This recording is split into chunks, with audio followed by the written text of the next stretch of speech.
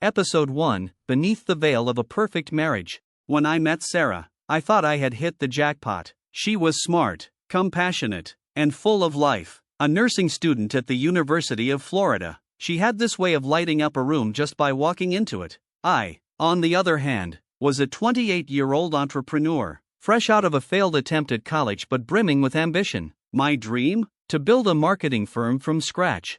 We clicked instantly. Our first date stretched into hours of conversation about everything: dreams, fears, goals. She wanted to become a nurse practitioner, a goal I admired. I told her about my plans to turn my small idea into a thriving business. We were two people chasing dreams, and it felt like we were meant to do it together.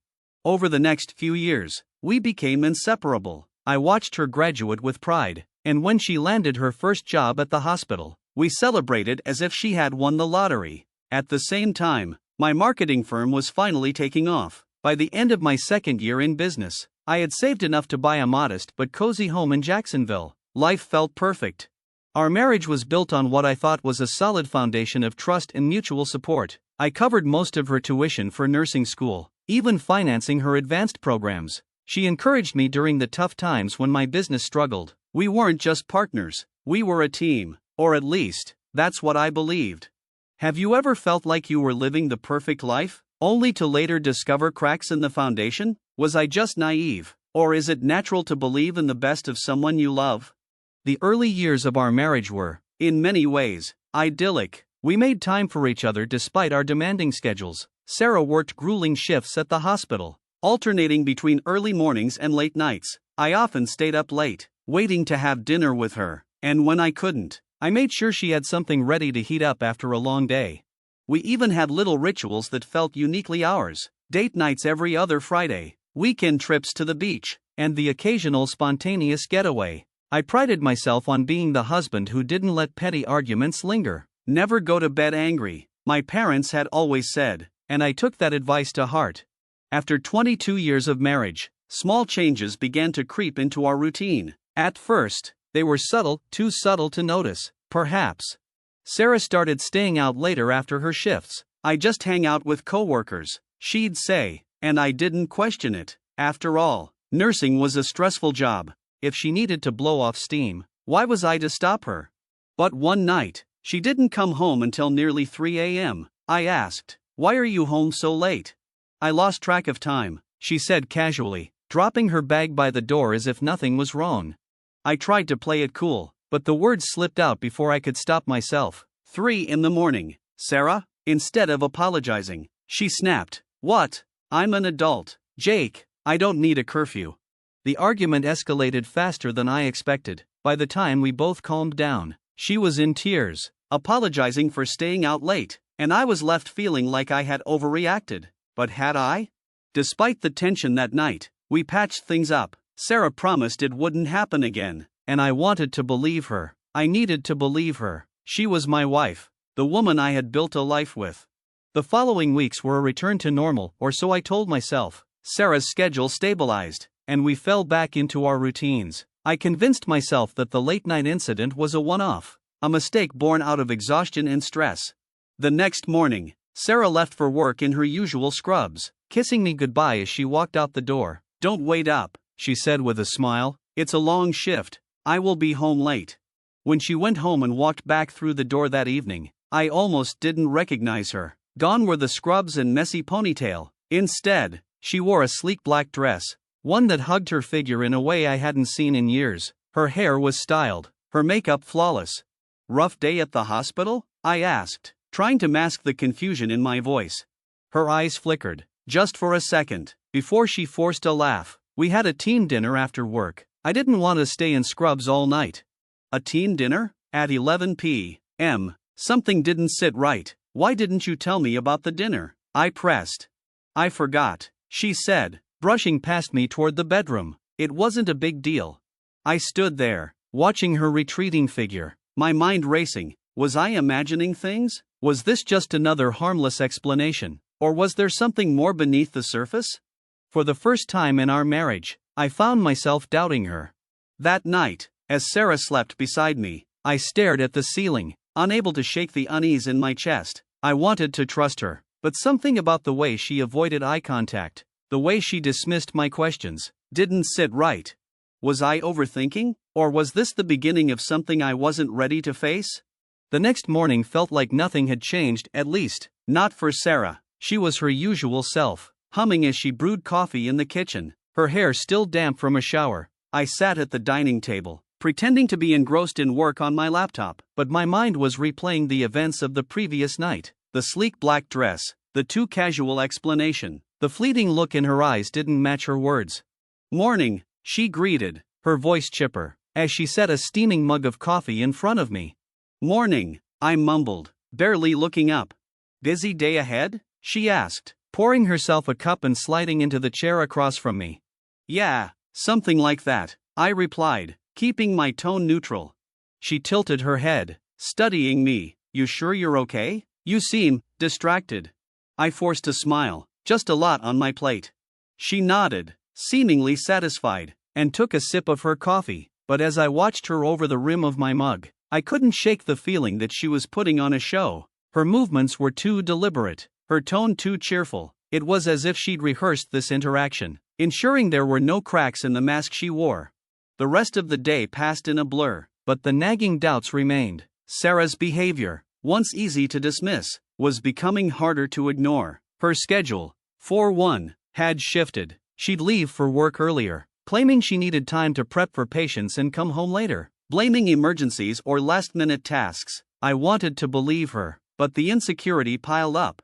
One evening, she mentioned staying late to train a new nurse. It seemed plausible enough, but something about the way she said it didn't sit right with me. "How's the new nurse doing?" I asked the next morning, keeping my tone casual. She hesitated, just for a moment, before replying, "Oh, fine, she's catching on quickly." "What's her name?" "Emma," she said after a brief pause. It was a small detail, one I might have overlooked in the past, but now, it felt like a crack in her story, a tiny glimpse of something she didn't want me to see. Her phone habits changed, too. Before, Sarah used to leave her phone lying around the house on the counter, the coffee table, or the nightstand. Now, it was always with her, tucked into her pocket or placed face down whenever she set it down. Whenever it buzzed, she'd glance at the screen quickly before slipping it away. "Who's texting you so much?" I asked one evening as we sat on the couch. "Just work stuff," she replied without looking up. That phrase had become her go-to answer, a blanket explanation for everything that didn't add up. The doubts I tried so hard to suppress began to grow, each small worry feeding into the next. One night, I decided to surprise her by picking her up from work. It was a spur-of-the-moment decision, one I thought might rekindle some of the connection we seemed to have lost. Her shift was supposed to end at 7 p.m., so I parked near the hospital entrance at 6:45. Nurses trickled out in small groups, chatting and laughing as they headed to their cars. By 7:15, most of them were gone. By 7:30, I started to worry. Finally, at 7:45, Sarah walked out, but she wasn't alone.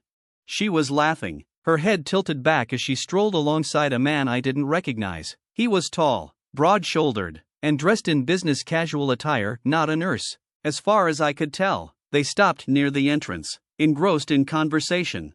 I sat frozen in my car, watching as she leaned in slightly, her hand brushing his arm. He said something that made her laugh again, and then they walked toward the parking lot together.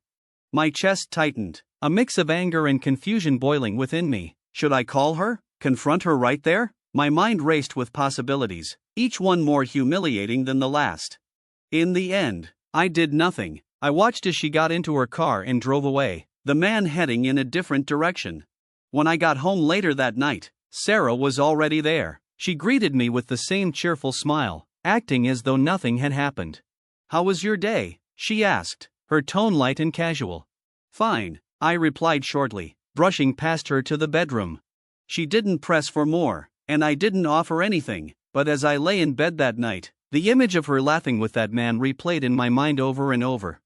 The following week, an unfamiliar car began parking across the street from our house in the evenings. At first, I thought nothing of it, maybe it was a neighbor's visitor or someone working late. But as the nights went on, the car remained there. One night, curiosity got the better of me. I stepped outside, pretending to take out the trash. and glanced toward the car. The windows were tinted, making it impossible to see inside, but I could make out a silhouette in the driver's seat. Something about the situation felt off, but I convinced myself I was being paranoid. Around midnight, I heard the sound of a car door slamming. I peeked out the window just in time to see Sarah stepping out of the sedan. She glanced around nervously before making her way up the driveway. When she walked through the door, I was waiting.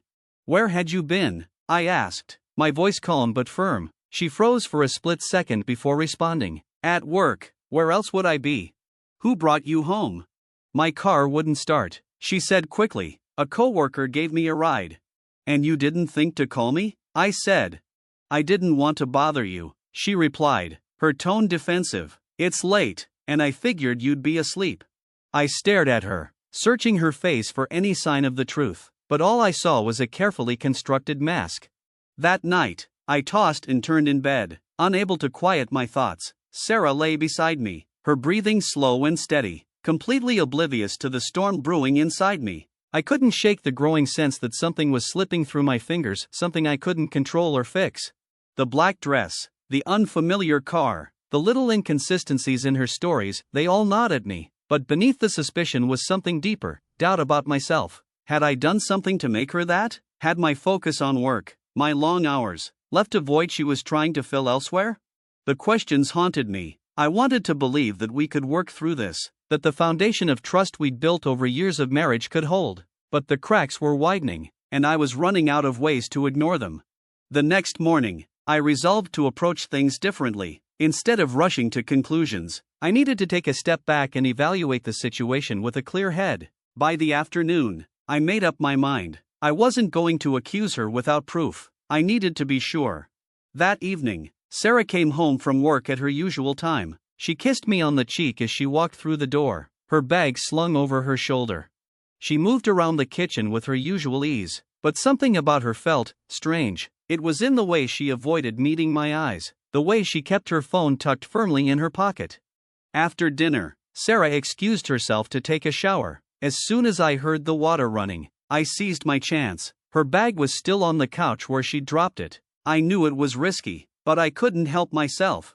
I unzipped the bag, my hands trembling as I rifled through its contents. Scrubs, a half-empty water bottle, a wallet, nothing unusual. But then I found her phone, neatly in its bag. I entered my phone password, but the phone said I entered the wrong password. I tried all the other passwords but they didn't work. Why did she have to double her phone password? I shoved everything back into the bag and zipped it up just as the shower turned off. My heart pounded as I sat back down, trying to look casual. When Sarah came out of the bathroom, she didn't seem to notice anything amiss. That night, as she slept, I lay awake again. I knew I needed more than a password phone to confront her, but how could I get the proof I needed without tipping her off? The answer came to me the next morning as I was leaving for work. My office was only a short drive from our house, but Sarah's hospital was nearly 30 minutes away. If she wasn't where she claimed to be, it wouldn't be hard to figure out. I decided to leave the office early that day. By 3 p.m., I was parked in the hospital lot, scanning for her car. It was there, in the employee parking area. For a moment, I felt a pang of guilt. Maybe I'd been wrong. Maybe all the late nights and strange behavior had reasonable explanations. But then, around 3:30, I saw her. She wasn't in scrubs. Sarah walked out of the hospital wearing jeans and a fitted blouse, her hair loose around her shoulders. She was smiling, her phone pressed to her ear as she walked toward the parking lot. I stayed low in my car, watching as she climbed into the unfamiliar sedan I'd seen parked outside our house. My heart sank as I watched them pull out of the lot, heading toward the highway. I followed at a safe distance, my palms sweaty as I gripped the steering wheel. They drove to a small restaurant on the outskirts of town, parking in a secluded corner of the lot. I watched as they went inside, my chest tightening with every step they took. I waited in the car for what felt like an eternity. My mind raced with possibilities, each one worse than the last. Were they just friends, colleagues, or was this exactly what it looked like? When they finally emerged, it was nearly 6 p.m. They stood by the sedan for a moment, talking and laughing. Then, to my horror, Sarah leaned in and kissed him. It wasn't a friendly peck on the cheek. It was shattered whatever was left of my denial. I gripped the steering wheel so tightly that my knuckles turned white. My mind screamed at me to do something, confront her, scream, make a scene, but my body refused to move. I stayed frozen as they drove off, their laughter still ringing in my ears. By the time I got home, Sarah was already there, acting as if nothing had happened. She greeted me with the same smile, the same warmth, the hello. She didn't notice my expression, or maybe she chose not to. That night, I didn't sleep. The image of her kissing that man played on a loop in my mind. I knew I couldn't keep pretending everything was fine. I needed to confront her, but not yet, without proof. She could deny it. The next morning, I called a private investigator. It felt drastic, like something out of a movie, but I was desperate. I needed answers, and I needed them now. The investigator assured me he'd get to the bottom of it. Just give me a few days, he said. Those days felt like years. Every moment with Sarah was agony, every smile and kiss a reminder of her betrayal. By the end of the week, the investigator called me with his findings. I've got photos, he said, videos, too. Do you want me to email them or meet in person? I opted to meet him. An hour later, I sat in his office, staring at the evidence he'd gathered. Photos of Sarah holding hands with the man outside a coffee shop, videos of them laughing together in a park, and the final blow, a grainy clip of them entering a motel room late at night. I felt like the air had been sucked out of the room. This was it, the proof I needed. Now, there was no denying it anymore. Episode 2, Signs You Can't Ignore. The morning sunlight streamed through the window, but its warmth did nothing to thaw the cold weight sitting on my chest. It was one of the longest mornings of my life. I sat at the kitchen table staring at the envelope containing the investigator's evidence. Its contents burned into my mind. I didn't dare to open it again to see the damning proof, the photos of Sarah holding hands with another man, laughing with him, entering a motel room late at night. I sipped my coffee, the bitter taste doing little to steady my nerves. The women upstairs, showering in our bathroom, had kissed me goodbye every morning for years. She had shared my dreams, my victories, my failures. And yet, here I was, questioning whether any of it had been real. The sound of Sarah's footsteps pulled me out of my thoughts. I tried to shove the envelope into a drawer before she appeared in the doorway, her hair still damp from the shower. "Morning," she chirped, her smile as bright as ever. "You're up early." "Yeah, I couldn't sleep," I said, keeping my voice neutral. She tilted her head, studying me. "Everything okay?" "Fine, just a lot on my mind," I replied, forcing a smile I didn't feel. She nodded, accepted my answer, and poured herself a cup of coffee. "Well, you've been working so hard lately. Don't work too hard. I'll see you tonight," she said, giving me a quick kiss on the cheek before grabbing her bag and heading out the door. As the sound of her car faded into the distance, I sat back down at the table. I went through the motions at work, answering emails and attending meetings, but my mind was elsewhere. Every time I closed my eyes, I saw the images from the envelope, the video playing on a loop in my head. My mind churned with questions. How long had this been going on? Who was this man? Had I been blind to it all along? Or had she grown skilled at deception while I was busy building a life I thought was ours? By lunchtime, I couldn't take it anymore. I needed to talk to someone. I called my best friend, Mike, during my lunch break. He and I had been close since college, and if anyone could help me make sense of this mess, it was him. "Jake, what's up, man?" he said when he picked up. "Hey, Mike," I said, my voice unsteady. "You got a little time?" "Of course, what's going on?" Mike replied. I hesitated, the words catching in my throat. "It's Sarah, I think she's cheating on me." There was a pause on the other end of the line. "What makes you say that?" I told him everything, the late nights, the strange behavior, the man at the hospital, and finally, the evidence from the investigator. "I can't believe she did that," Mike said when I finished. "Yeah," I said, my voice barely above a whisper. "So what are you going to do?" "I don't know," I admitted. "Part of me wants to confront her, but I'm not ready, not yet." "Look, man," Mike said, his tone serious, "you deserve the truth. Whatever's going on, you can't let her keep lying to you." "I know," I said, my throat tightening. I don't know if I can handle it." "You're stronger than you think," he said, "and whatever happens, you've got me in your corner." "Thanks, Mike," I said, feeling a small measure of relief. After we hung up, I sat in my office, staring at the phone. Mike was right, I couldn't keep living like this, but confronting Sarah felt like standing on the edge of a cliff, and I wasn't sure I was ready to jump. That evening, Sarah came home at her usual time. She kissed me on the cheek, set her bag on the counter, and started chatting about her day as she prepared dinner. She didn't seem to notice anything off, but I couldn't stop scrutinizing her every move, every smile, every laugh, every gesture felt calculated. After dinner, Sarah went upstairs to shower. She left her phone on the counter. Suddenly the notification bell rang. At first, there was nothing unusual, conversations with coworkers, friends, and family, but then I saw a message thread with a contact saved as Mike H. My stomach dropped when I saw it. The messages were short but unmistakable in their tone. Mike H., last night was incredible. Can't wait to see you again. Mike H., we meet same time tomorrow. Sweet dreams, beautiful. My chest tightened as I stared at the screen. I didn't know who this Mike H. was, but it was clear he wasn't just a friend. When Sarah came back downstairs, she smiled at me as if nothing had happened. Let's watch a movie. Ready to watch that movie? She asked, grabbing the remote. Sure, I said, forcing a smile. As we sat on the couch, her head resting on my shoulder, I felt like I was living in a nightmare. The woman I had loved and trusted for years was a stranger, and I didn't know how to get her back. That night, I still couldn't sleep. I put my hand on my forehead and thought, I had the proof I needed. There was no more room for doubt. Tomorrow, I would confront her. The next morning, I woke up earlier than usual, the weight of the decision pressing down on me like a stone. Sarah was still asleep, her soft breathing filling the quiet room. I lay there for a while, staring at the ceiling, trying to summon the courage to follow through with what I knew had to be done. And yet, part of me still clung to the hope that there was some explanation. Some way this wasn't what it looked like, but deep down, I knew better. By the time Sarah stirred, I was already in the kitchen, preparing for breakfast. When I took a sip of coffee, she appeared in the doorway, her hair tousled and her face lit up with a sleepy smile.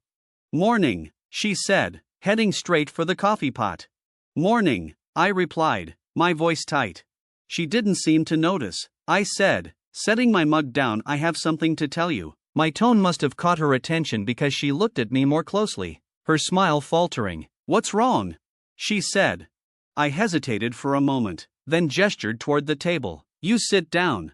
Her eyes flicked to the chair, then back to me. Jake, you're scaring me. What is it? Just sit down, I repeated. Reluctantly, she complied, taking the seat across from me. I could see the unease growing in her eyes, her fingers gripping the edge of the table. I pulled the envelope from the drawer and placed it on the table between us. She stared at it, her face pale. What is that? Open it, I said. Her hands trembled as she reached for the envelope. Slowly, she pulled out the photos and began flipping through them. Her reaction was immediate, her eyes widened, and her breath hitched. Jake, she whispered, her voice breaking. Can I explain? Don't, I said sharply, cutting her off. Don't you dare sit there and tell me you can explain this. Tears welled up in her eyes as she clutched the photos to her chest. It's not what you think, I snapped, my anger finally breaking through. How long, Sarah? How long have you been lying to me? She opened her mouth to speak, but no words came out. Instead, she buried her face in her hands, her shoulders shaking with silent sobs. I waited, my hands clenched, my heart pounding in my chest. The silence stretched on until I couldn't take it anymore.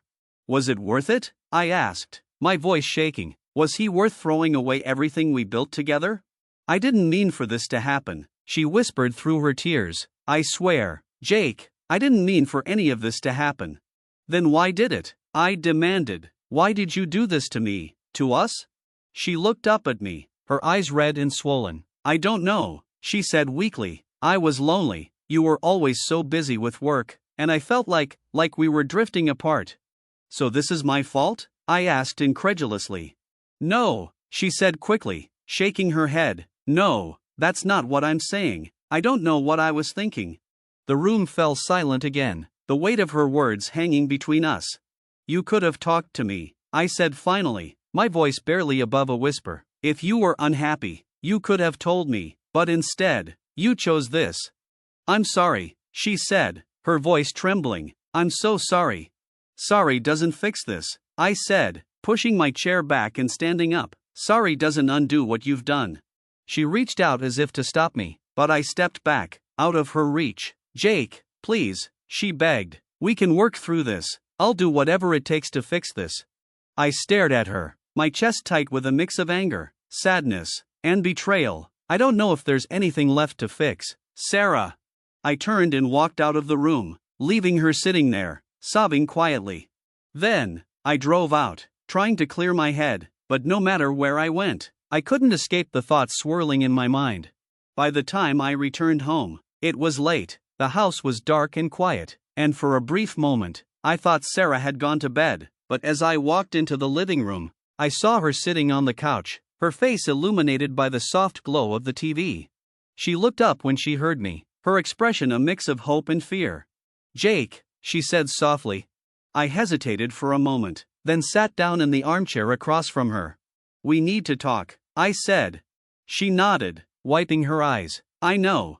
I need the truth, I said firmly, all of it, no more lies.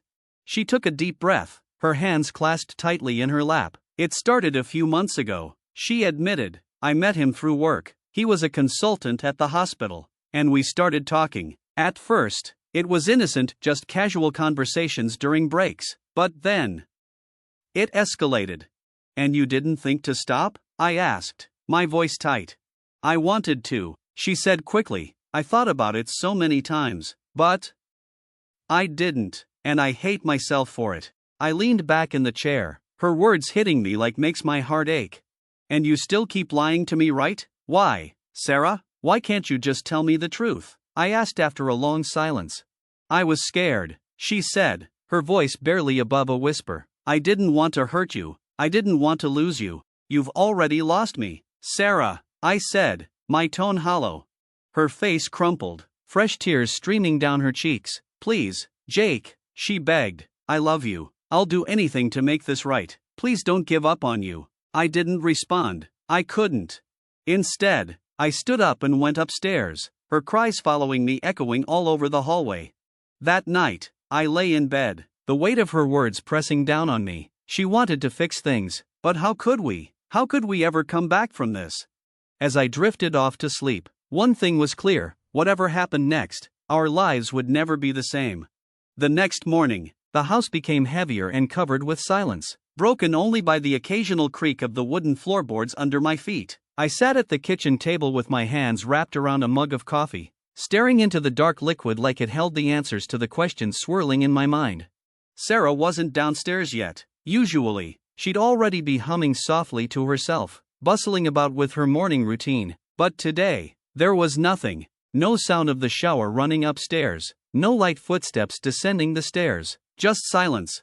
When she finally appeared, her face told me she'd had no more sleep than I had. Her eyes were red-rimmed and puffy, her expression a mix of guilt and desperation. She paused in the doorway, her hands clutching the edge of the frame as if it were the only thing holding her upright. She hesitated before crossing the room to pour herself a cup of coffee. She didn't sit down right away, instead leaning against the counter with her back to me, staring out the window. After a long silence, she turned to face me. Jake, I know I hurt you. I know I broke your trust, and I can't even begin to tell you how sorry I am. Sorry doesn't fix this, I said, my voice cold. I know, she said quickly, her voice breaking, but I'll do whatever it takes. Just please, don't give up on our relationship.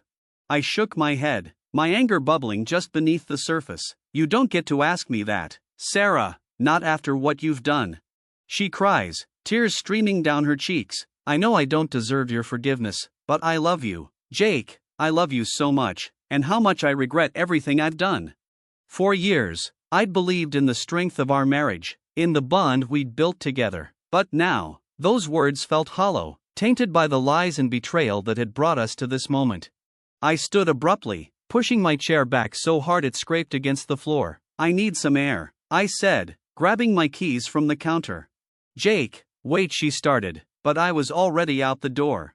I spent the next few hours driving aimlessly, the city streets blurring together as I tried to make sense of my emotions. Anger, sadness, confusion, they all swirled inside me, leaving me feeling more lost than ever. Eventually, I found myself parked outside a familiar bar. It was the kind of place where nobody asked questions, where the dim lighting and soft music offered a brief escape from reality. I slid into a booth near the back and ordered a drink, nursing it slowly as I stared at the condensation forming on the glass. "Jake?" I looked up to see Mike standing beside the table, his brow furrowed in concern. "Hey," I said, gesturing for him to sit. He slid into the seat across from me, his eyes scanning my face. "You look like hell." I smiled dryly. "How are things going?" he asked, leaning forward. I sighed, running a hand through my hair. "Things have gotten worse," Mike said in a curious tone. "Worse how?" I confronted her. I admitted. She admitted to everything. The affair, the lies, all of it. And she says she wants to fix things. She says she'll do whatever it takes. But I don't know, man. I don't know if I can ever trust her again. He nodded slowly, his expression thoughtful. "Trust is hard to rebuild, Jake. It's not impossible, but it's going to take time, a lot of time. I don't know if I have it in me," I said, my voice heavy. Mike reached across the table, clapping a hand on my shoulder. "Take your time, man. Don't let her pressure you into anything you're not ready for." I nodded, though his words offered little comfort. When I got home that night, the house was quiet, the living room lights were dimmed, and Sarah was sitting on the couch, her knees drawn to her chest. She looked up when I walked in, her expression a mix of hope and fear. "Where were you?" she asked softly. "Out," I said shortly, hanging up my coat. She nodded, though I could see the worry in her eyes. "Jake, can you sit down here for a moment?" I hesitated before sitting down in the armchair across from her. "What do you want to say?" "Us," she said. "I know I've hurt you, but I need you to know how much I love you. Please give me a chance." I stared at her, my chest tightening. "Do you? Or do you just regret getting caught?" Her face crumpled, fresh tears streaming down her cheeks. "I regret all of it," she said, her voice trembling. "Every lie, every moment I spent with him. But most of all, I regret hurting you." Her words hung in the air between us, heavy with the weight of what they meant. I wanted to believe her, to believe that we could somehow move past this, but the trust I'd irreparably shattered. "I don't know if I can do this," I said finally, my voice shaking. She reached out, her hand trembling, but I pulled back. "Please," she whispered, "give me a chance, give us a chance." I stood, unable to bear the look in her eyes any longer. I said, "I don't know if I can make any promises right now." She nodded, her tears falling silently as I walked out of the room. That night, as I lay in bed, tossing and turning, I wanted to move forward, but I didn't know how. Could I forgive her? And even if I could, was there anything left to save? The questions swirled endlessly in my mind, and some hours just like that passed,